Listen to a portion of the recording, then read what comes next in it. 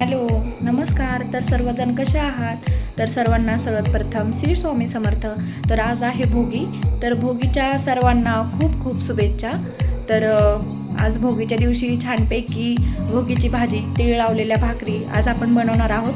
तर मी दाखवेलच तुम्हाला पुढे ते कसं बनवायचं. आमच्या इकडे भोगीची भाजी काळ्या मसाल्याची बनवतात आणि तीळ लावलेल्या भाकरी. तर आम्हाला सर्वांना फार आवडतात. तर तुम्हाला आवडतात का? कमेंटमध्ये नक्की सांगा.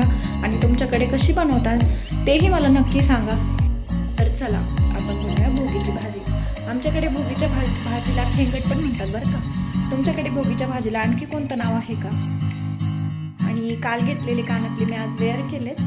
तर छान दिसत आहेत का मला? नक्की सांगा कसे दिसत आहेत ते. तर हे आहे आजच्या भोगीच्या भाजीसाठी लागणारं साहित्य. आमच्या इकडे याला खेंगट म्हणतात, तुमच्याकडे काय म्हणतात नक्की कमेंट करून सांगा. तर कोथिंबीर, गाजर, पेरू, बोर, तीळ, वटाणे, डिंगऱ्या, वालाच्या शेंगा, वांगे, बटाटे, गाजर, शेंगदाणे, थोडंसं अद्रक आणि थोडेसे तीळ. तर चला बनवूया भोगीची भाजी.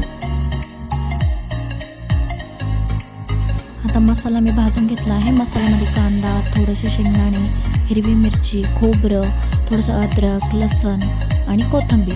तर ह्याची पेस्ट करून घेऊया आपण छान मिक्सरमध्ये. तर चला आता भाज्या कट करून घेऊया.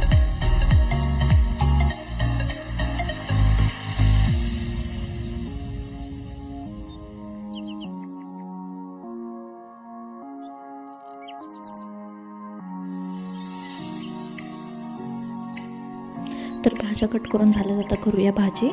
कढईमध्ये थोडंसं तेल गरम करायला ठेवलं आहे. त्यामध्ये हळद, लाल तिखट, आपला काळा मसाला, धनेपूड घातली आहे. आणि आता तो वाटलेला मसाला भाजीमध्ये घालूया. छान मसाला मिक्स करून परतून घ्यायचा. त्यामध्ये थोडंसं मीठ घातलं म्हणजे मसाला आपली भाजी एकदम टेस्टी होते.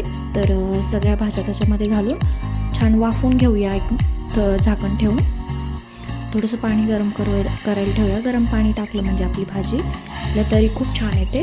आणि भाज्या 2 मिनटं झाकण ठेवून वाफवून घेऊया. त्यानंतर पाणी घालूया त्यामध्ये. तर भाज्या आपल्या वाफवून झाल्यात. त्यामध्ये थोडंसं गरम पाणी घालूया. छान हलवून घेऊया आणि झाकण ठेवून शिजायला ठेवूया. तर आपली झाली आहे ही भोगीची भाजी रेडी. तर आता भाकरी करून घेऊया. छान गरम गरम भाकरी आणि भोगीची भाजी एकदम उत्तम. तर चला भाकरी बनवूया आता छानपैकी. मला काय एवढा परफेक्ट भाकरी येत नाही, पण करते मी प्रयत्न. तर चला पटपट भाकरी बनवून घेऊया. मुले आणि हे येतीलच जेवण करायला.